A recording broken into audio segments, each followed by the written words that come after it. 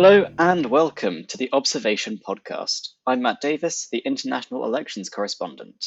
Today we have another episode in our series on elections that shook the world. In this episode, we'll be discussing elections that took place in a country that no longer exists, Yugoslavia. Yugoslavia was a country that existed between 1918 and 1992. During the Cold War, it was a communist country, but one that maintained a level of distance from Moscow, remaining outside the Warsaw Pact. And citizens of Yugoslavia had a modest consumer society and largely unrestricted travel. In 1990, the Yugoslavian Communist Party collapsed, leading to a series of multi-party elections being held. In the years following these elections, there was a series of ethnic-based wars across the former Yugoslav states. To talk through these elections and their impact, I'm here with Professor Florian Bieber, the director of the Center for Southeast European Studies at the University of Graz in Austria. Yes, so I'd like to thank you for joining and being able to give us your insight today. Pleasure to be on the podcast. Thanks. Of course, thank you very much. So just to get us started, could you explain a bit more about the context of these elections and what led up to them? Yes, so as you mentioned, Yugoslavia was a communist country. It had a certain degree of pluralism. It was quite decentralized, and this is, I think, critical for understanding. It was a federal state with a very weak center. So although it was a dictatorship, authoritarian, there was a lot of autonomy in the different republics of Yugoslavia. There were, of course, no free and fair elections. It was a communist single-party rule. The League of Communists dominated, but it was a decentralized political party as well. So it operated quite independently in the different republics of the country. And the run-up to the elections really is to understand that in the decade preceding it, starting in the 1980s, after the death of the long-term president, Tito, there were a number of crises which really weakened the state. It was an economic crisis. The country had very high debts. There was also a crisis in a southern province, Kosovo, which was both a federal unit but also part of Serbia, where many Albanians felt they didn't get the same share of rights as others did in this multinational state.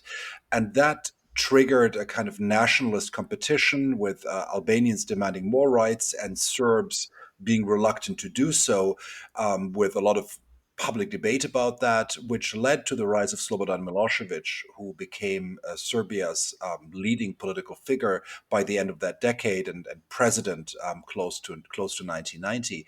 So he rose to power through the non-democratic system of the League of Communists, but he broke with a lot of taboos within the party. He openly criticized the predominantly Kosovo Albanian leadership in Kosovo for allegedly not protecting Serbs there. He argued for changing the way the country is organized, moving toward more centralized structures, at least including the two provinces, Kosovo and Vojvodina, more closely to Serbia. And he also instigated mass protests and facilitated them both in Kosovo, in the Serbian province of Vojvodina, and in Montenegro, another republic which had close ties to Serbia, leading to an overthrow of the local leadership there in Montenegro and Vojvodina, which basically meant that Serbia took control of those two regions, in Kosovo more through force than through protests, and in Montenegro and Vojvodina through these orchestrated protests, which meant that in the Yugoslav state, which had 6 republics and 2 provinces, Serbia all of a sudden controlled nearly half of the kind of power within the country. And that really kind of challenge the balance of power in this communist country. Now, none of that would have mattered that much if it weren't for the global context. This is the end of the Cold War. We have a situation where Yugoslavia was also kind of sheltered because it was one of the countries on the front line of the Cold War between the Soviet Union and the West, which meant that just like Austria or Finland or Sweden, Yugoslavia was neutral, but it was kind of in a certain way on both sides, in very good terms with both sides during the Cold War. So disintegrating was not really on the agenda. Crisis was not really on the agenda as long as the Cold War was going on. But as it was winding down, 1989 was, of course, the year when communist regimes were overthrown all across Central and Eastern Europe. All of a sudden, Yugoslavia in 1990 was no longer the exceptional liberal place it used to be, but it was a country which was still communist run, but which was decentralized, in crisis, surrounded by countries which had just overthrown communist rule and which were heading for free multi-party elections. So this is really kind of the background against which 1990 is happening in Yugoslavia. Um, and then what we're having is the League of Communists, which is kind of the federal unit of all the parties from the different republics, meeting in January 1990. And basically, there the crisis comes to a head. The Serbian Mm. dominated delegates want to centralize the state, want to centralize the party. The Slovenes from the north would aspired already for more free elections. Slovenia had been already in the 80s a lot more kind of, there's been a lot of space for critical music. Laibach, famous band, was formed at the time, and there was much more media freedom already in Slovenia. Um, there, the communists wanted to kind of open up and follow the European trend and also get more autonomy for Slovenia. While in Serbia, they wanted the opposite. They said, what happened elsewhere in Eastern Europe is not relevant for us. We have a different path to communism than the Soviets did. We're not under Soviet influence. We don't have to have multi-party elections. So that kind of really led to a breakdown of the party. The Slovenes walked out, then the Croats walked out, and then it was clear there was no longer a Yugoslav Communist Party, but rather there were parties for each republic, which had very different agendas. So this was in a certain way long way coming, but this was then ratified. There was no longer a single bracket. And that meant Yugoslavia lacked the kind of critical bracket which kept it together, which is the Communist Party. And then, you Mm. know, basically what happened is each party was then deciding on its own, let's say, interests of how to proceed. And that meant that the northern and western republics and the parties were more eager and more willing to have elections. Those in the southeast less so, but all of them realized that this was no longer an environment where you could not have multi-party elections. The world had changed from just a few years ago, where having elections dominated and controlled by the League of Communists were no longer feasible, considering that you had elections in Romania and Bulgaria and all of the neighboring countries with the participation of opposition parties. So you mentioned, as I say, a lot about the wider context there. I suppose what are the differences with these Yugoslavian elections as opposed to some of these other elections happening in places such as Romania?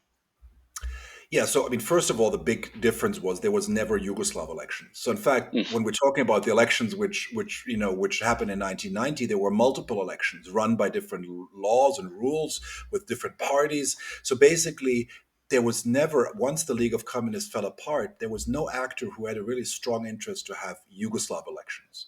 And that meant that the leadership of Yugoslavia, which was still in place, lacked that democratic legitimacy in the crucial time in which the country was kind of teetering on the edge, which meant that the Republican leadership had the democratic legitimacy and the federal state did not, because the federal parliament, for example, was not newly elected. So it was a single party parliament in 1990, 1991.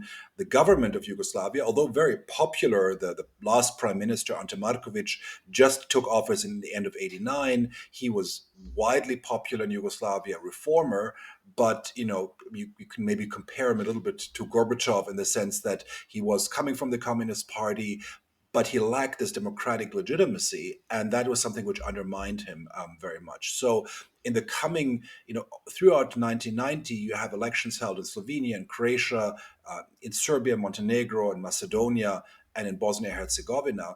But all of them were held by local rules, and also with, basically, there were no parties any longer which ran throughout the country. So the League of Communists renamed themselves. They'd often changed their names during the elections. In Serbia, they called themselves the Serbian Socialist Party, which is still around. In others, they kept the name League of Communists, but added some qualifiers. So in Croatia, for example, they added the qualifier Party for Democratic Changes.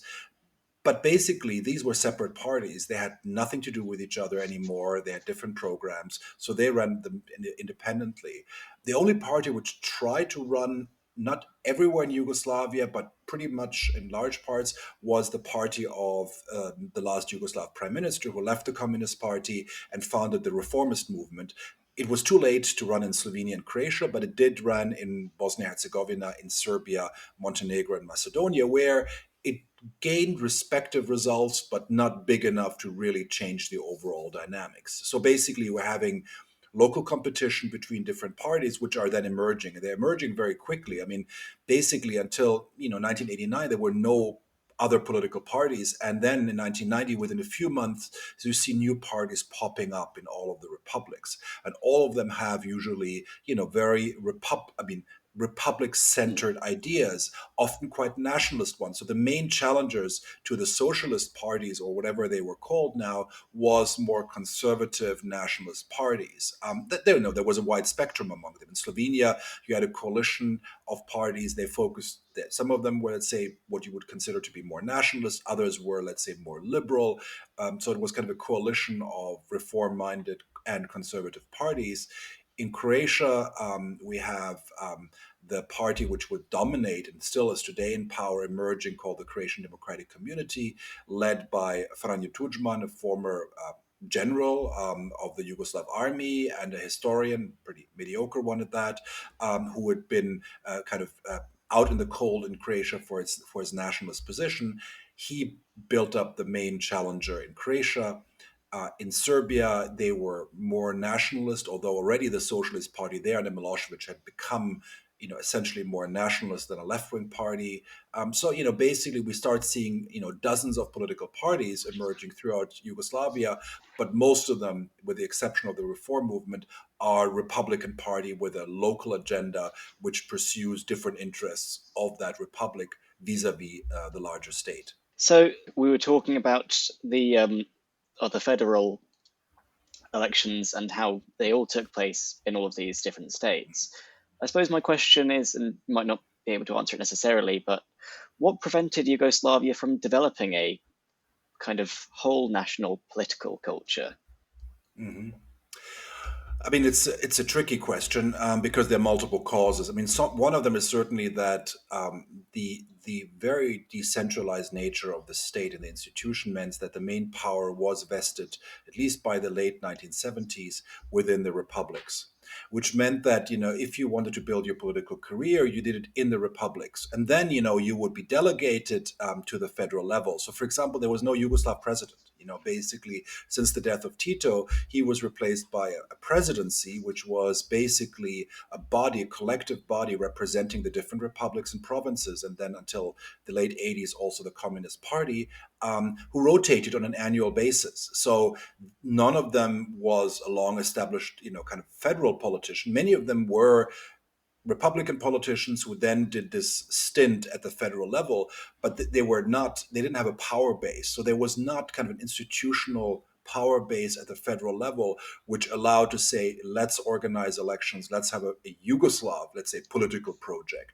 And then many of the grievances which were articulated in the late 1980s were national grievances. So while of course many of the challenges Yugoslavia faced were not that different from other communist countries, low economic productivity. Unlike other countries, there was unemployment, and there were workers who went on the streets against factory closures or factories not operating. There were these grievances which had nothing to do with nationalism as such, but it was often these Republican leaders which translated these economic grievances into national grievances. So Serbia was the prime example, which was really the first mover on all of this, which told the workers who were frustrated, saying, well, the reason you're doing badly is that the Yugoslav state does not work in Serbs' favor. That, workers are disadvantaged not because they're workers, but because they are Serbs.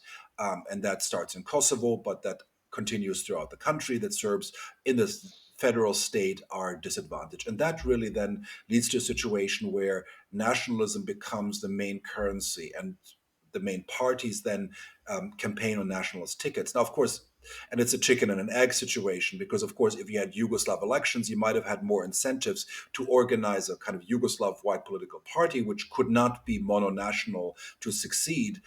But because you didn't have that, of course, that reinforced that trend. So it's like the federal decentralized structure which facilitated it. And, you can compare it. At the same time, we have the Soviet Union and Czechoslovakia. They all fall apart within, 2 years. Their contexts are different. In Czechoslovakia, you did have free and fair elections, but still it led to an agreed dissolution. And in the Soviet Union as well, you have in some republics elections, but again, it's the same fate. So there is some similarity there in these socialist federal states, which, although in Czechoslovakia and the Soviet Union, the level of federalism was more on paper than in reality, at least until 1990, it just gave resources to elites in the republics to build their political career and to pursue that, often against the center or at least in disregard of the center. And that just made it a lot more attractive and easier to build up the following, which would then put them into conflict with the leaders of other republics, which would facilitate then the dissolution of the country. Okay, so would you say that these elections like further developed the nationalisms within these states? Yeah, they ratified them to some degree because they gave them, they basically made the nationalist politicians the elected leaders and gave them the legitimacy that they had democratic credentials.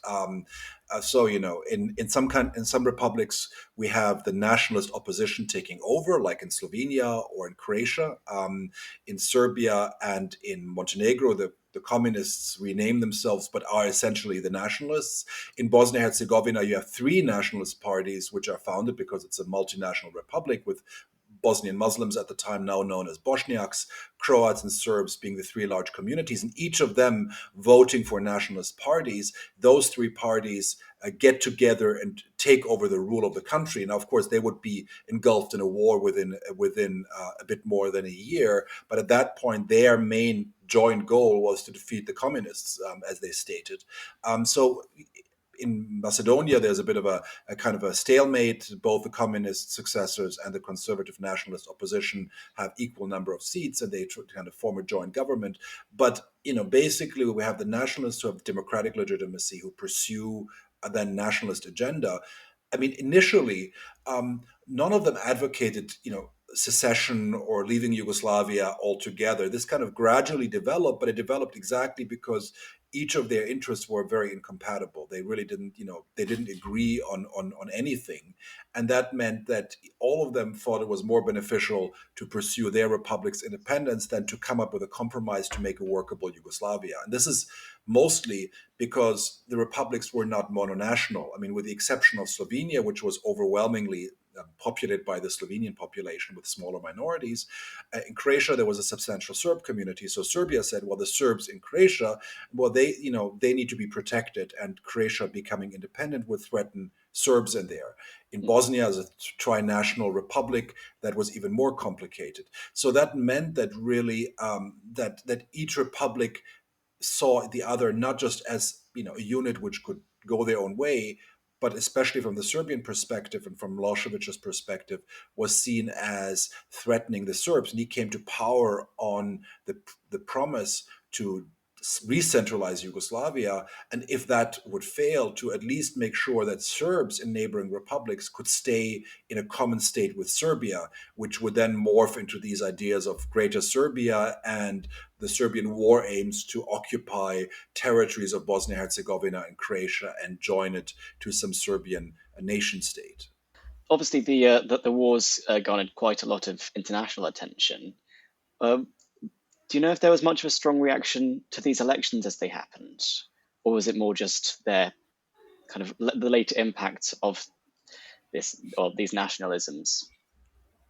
Well, I mean, the elections seemed more, let's say, quote unquote, normal from an outside perspective, even though, as we discussed, they weren't held at the federal level. At that point, there was not much international engagement. And you got to keep in mind, and in 1990 was a year of tremendous change across the European continent. I mean, we had elections, free and fair elections in Poland, in, Czechoslovakia, in East Germany, there was attention was everywhere. Much more attention was the big question of 1990 was, of course, German unification, which came very rapidly in the aftermath of the elections in 1990. So European attention was elsewhere. In the summer of 1990, Iraq invades Kuwait, and in the beginning of the first Gulf War, American attention is both on the Soviet Union and the crisis there in the Baltic states and in the Caucasus, where we have conflicts breaking out, as well as bringing together an international coalition to expel Iraq from Kuwait. So at that point, the elections in Yugoslavia seemed like, okay, a bit different than the other elections. They were not federal, they were Republican, but this was not really anything to pay particular attention to in the context of that year. How have these elections impacted how these states function today? Have they impacted how these states function? Well, I mean, the first obvious impact is that they set in motion the process which led to I mean, maybe not setting it in motion, but certainly accelerated the process of dissolution of Yugoslavia. And of course, today we still have basically the republics which the Yugoslavia disintegrated and the republics which have emerged from that disintegration. The only exception is really today Kosovo, which was not a republic, but as we were discussing earlier, was one of the two provinces of Serbia. So it did have a federal status, but it was also part of Serbia, and that gained independence considerably later, only after both the war there and international intervention. So first of all, I think we can say that the dissolution of Yugoslavia means that the countries today look very much like the republics of Yugoslavia. And this is, it was by no means obvious in 1990, not even among those who won the elections. The other phenomena, I think what we can say is the parties which emerged in 1990 are in many cases the same parties which are still around today.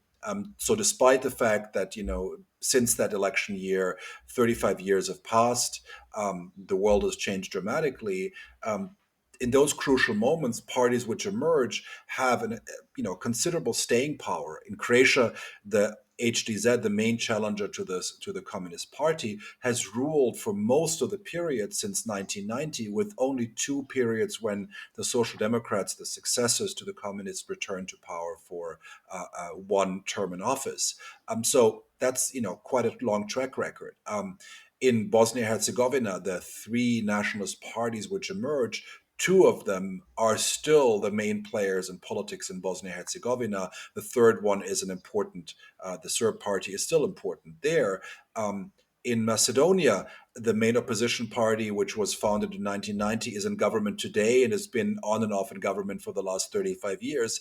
The Socialist Party in Serbia, which was the main party by Milosevic, is the junior partner on the current government in Serbia. So, basically the parties which emerge, not in all republics equally, but the parties which emerged in 1990, many of them, in fact, I would say most of them, remain the main political actors today across those countries. And of course, the logic of transforming those republics into independent nation states is really something which became, for the first time, imaginable in that year 1990 when the elections were held.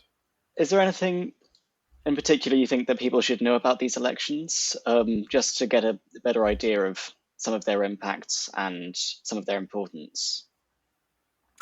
Well, I mean, the elections, I think it's interesting to understand also why people voted for nationalists, because it's easy to say, well, people voted for nationalists because they were convinced nationalists, but I think I can illustrate this with the example of Bosnia.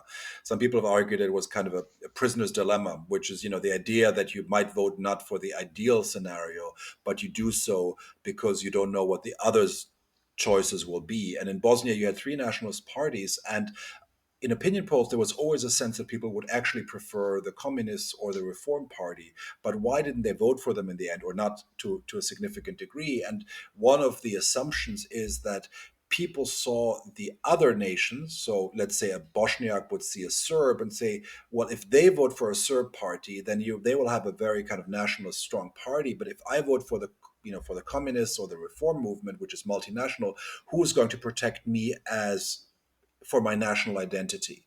So people often voted out of fear that the others would vote for nationalist parties, and as a result, they would not have the level of protection of their identity if they wouldn't make the same choice. And you could argue that some of that dynamic occurred throughout Yugoslavia in 1990, that people, were worried. For example, in Croatia, nobody expected the nationalist HDZ to do as well as it did in the end. It was also favored by actually a last-minute election law change, which gave an added bonus to the largest party. The communists thought it would benefit them, but it turned out to benefit actually their main competitor. that they did well because people voted out of fear that the other republic, that Milosevic would be stronger and a bigger threat, and that they needed to match that threat by supporting their own nationalists. So a lot of the nationalist dynamic, which we see in 1990, was not, as sometimes is explained, born out of long-standing grievances or long-standing hatreds, but rather out of the kind of very dynamic fear of the others, who are emerging at that particular moment. And I suppose that kind of come back to some earlier points. I know in your chapter in the revolutions of 1989, there's a mention of a series of protests where you have some people who are holding up, signs like thinking of potentially heading back to like earlier kind of socialist periods. It seems like in general there was a lack of a focus for a way forward. Is that really how these nationalisms came through? Yeah, it was hard to imagine a future. I mean, Yugoslavia, of course, that's the difficulty with multinational states, is that there wasn't a clear imagination of what this country could look like as a democracy. I mean, there was a lot of people who supported Yugoslavia, so I think it's not that Yugoslavia fell apart because people were in a majority against Yugoslavia as a country, but it was very hard to imagine it as a democratic state because it raised all kinds of questions. How would you recalibrate the power between the center and the federal units? And these are issues which, in a nation state, a centralized nation states, are just not that relevant. And this is, in a certain way, there was a lack of a vision of what a democratic Yugoslavia could look like, and there had been very little experience. I mean, the second Yugoslavia, as you mentioned in the introduction, came about after the end of the Second World War. There was a first kingdom of Yugoslavia in the interwar period, but it wasn't a democracy. I mean, in the first decade, it was somewhat democratic, but it was also plagued by mostly people supporting nationalist political parties and by a very centralized constitution that was certainly not attractive for anybody outside of maybe parts of the Serbian population. So there wasn't this kind of a model you could just say, well, this is where we want to go back to. In the other countries of Eastern Central Europe, there was this, I mean, maybe simplistic, but idea, we just go back to our country when it was not communist. That, of course, there was no going back ever. It was always, the countries had changed dramatically, but you could imagine it more easily than in Yugoslavia, where these constitutional questions, these questions of identities, were very important, and there was no space really. And this is, I mean, maybe the other element. There wasn't a Yugoslav space for debate or media. For example, there was no Yugoslav television. I mean, the television stations were Republican. So you had TV Belgrade, which was broadcasting for Serbia. You had TV Zagreb, which was broadcasting from Croatia. So people watch each other's television, and of course, in the Yugoslav times, they weren't conflicting by any means. But you didn't have Yugoslav television, which broadcast a national, statewide message, which made it very easy for people then to capture these TV stations and then report very differently about one another. Or media, I mean, print media, again, most of the print media, except for the party newspaper, Borba, which was the Struggle, which was the Communist Party's newspaper, all the other newspapers were Republican. So their main base and their main scope and their main readership was in the Republic. So that meant there wasn't a kind of common public sphere where people could really debate on a Yugoslav way the future of their country.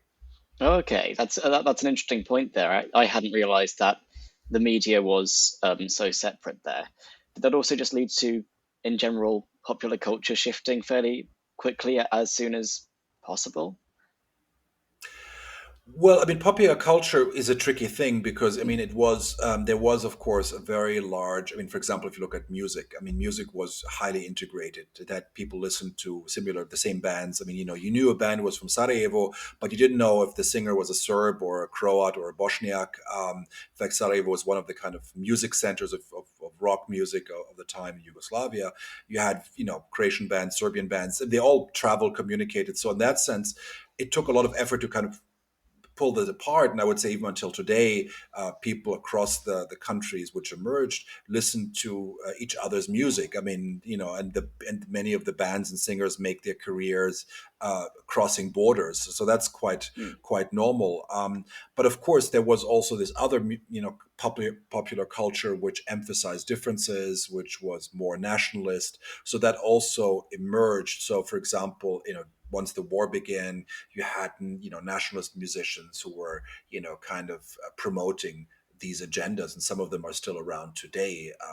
For example, in Croatia, there's a singer named Thompson, named after Machine Gun, who began his career during the war with kind of nationalist war songs, and he's selling out concerts, selling hundreds of thousands of tickets in Croatia today, with a similar nationalist message. So you do have this, let's say, more nationalist, more narrow-minded popular culture emerging, but that's really beginning, especially with the wars, when then also the others were seen really as an enemy and as a threat. Right. So initially, really, the breakdown is much more structural. As say, you have the lack of a strong kind of unifying communist party, and as a result, nationalisms are the only way forward for people to protect their interests. Yeah, I think one could put it like that. That's really the key dynamic we're having. And again, I mean, they're counter movements. I mean, it's not to say that this is the only idea. So you have, as I mentioned, the Reformist Party, the League of Communists, and their successors in quite a few republics try to have a different dynamic. And it's not that they were, that they had no voice whatsoever. The election results often were quite narrow. So in Croatia, the fact that the HDZ didn't just rule, but that it could also impose a new constitution and had a 2/3 majority is not because it had such a widespread support. It was, around 45% of the vote it received, but it was because of the electoral system. So, again, in Macedonia, it was a stalemate. In Slovenia, the communist candidate for the president won, but the anti-communist forces won the parliamentary elections. So there even in Bosnia, where the three nationalist parties won, the non-nationalists did get a third of the votes. So it's not that there wasn't any opposition to that. Maybe in Serbia there was the least opposition, but that's also because Milošević was the most authoritarian of all the leaders already, and he had established himself before the election. So in a certain way, he was still seen as a fresh face in 1990. And could control the media in a way which made it nearly impossible for the opposition to run. So you could say in the other republics, the elections were mostly free and fair. In Serbia, they were certainly not free and fair, and that meant that he completely dominated. But even there were both more nationalist voices, people who wanted, were more aggressive, but you also had a liberal-minded Serbian parties who actually, wanted to pull back from the brink. So there were these countervailing forces. It's just that they were, of course, they lost elections in most republics, and they were thus weakened and often pushed out from. And then, then once the escalation began, they're very easily labeled as traitors or as being too soft on the others, of not understanding the threat to the nation. And then, of course, once the dynamics of war, or at least of escalation, increase, it's a lot harder for those voices to be heard and to be not dismissed outright. So I suppose to finish us off, I've got just a few final questions. Do you think that these elections shook the world? Well, I would say, I mean, they shook the world in the sense that without those elections, with elections held in this way, let's put it like that, i.e., Republican elections, they opened the door to the dissolution of the country. And that meant, of course, the first major war on European soil after 1945. It meant Europe being confronted with the issues of how do you deal with state dissolution. It was, in a certain way, a dry run for the dissolution of the Soviet Union. It brought with it not just 3.5 years of war in Bosnia Herzegovina and in Croatia. It triggered also the process which would then lead to the war in Kosovo at the end of the decade, and the independence of Kosovo another decade later. So in that sense, I would say that, of course, it's not the elections themselves alone which triggered the wars, but it was an important milestone. And let's say if those elections would have been held as federal elections in 1990, with only Republican elections to follow after that, I think the dynamics might have been quite different. You might have had multinational parties, you might have had more coalition building, you might have had more of a development of a vision how Yugoslavia could be saved. Maybe some republics would have left, like Slovenia, but maybe Yugoslavia could have survived, or at least could have dissolved in a more peaceful manner.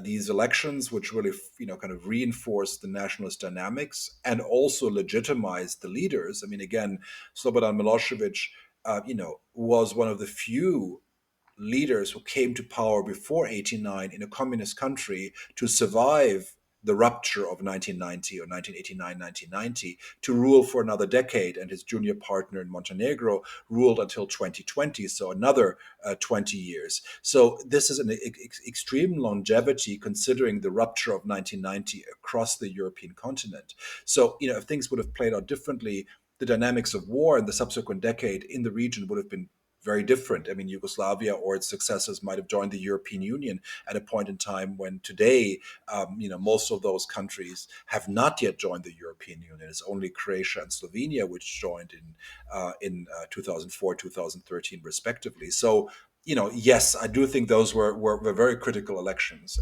in particular in the way they were organized and in which Mm. framework they were organized. I do have one question, I suppose, on their impacts again.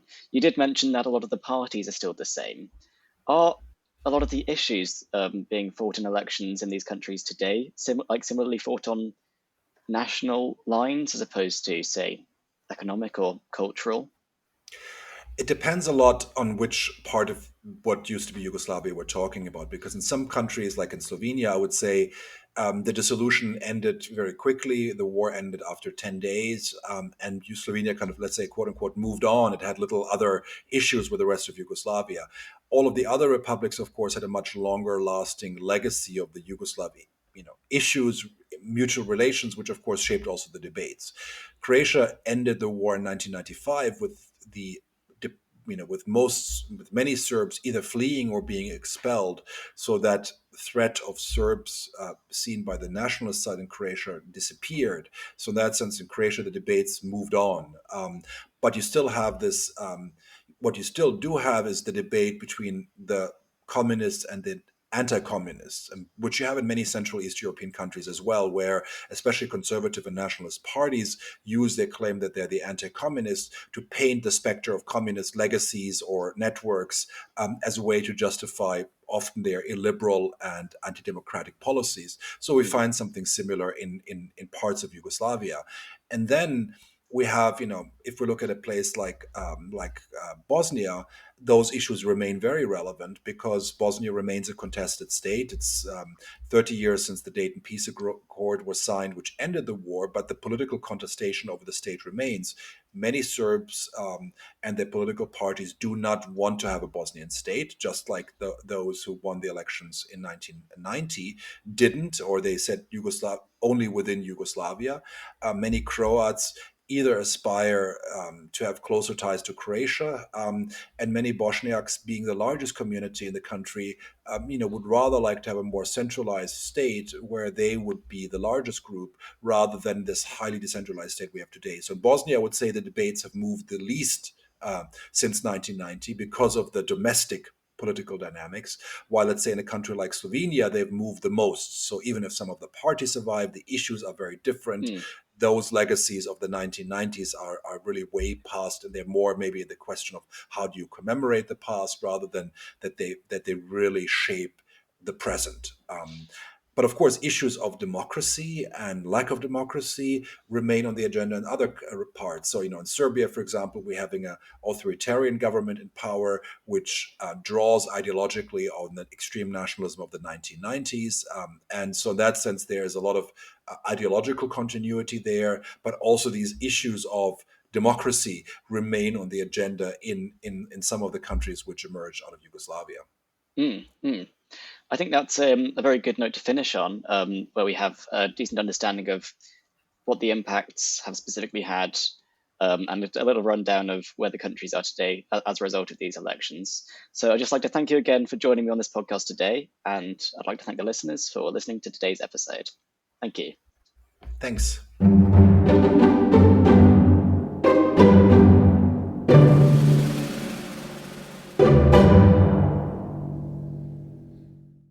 The Observations podcast is being brought to you by Democracy Volunteers, the UK's leading election observation group. Democracy Volunteers is non-partisan and does not necessarily share the opinions of participants in the podcast. It brings the podcast to you to improve knowledge of elections, both national and international.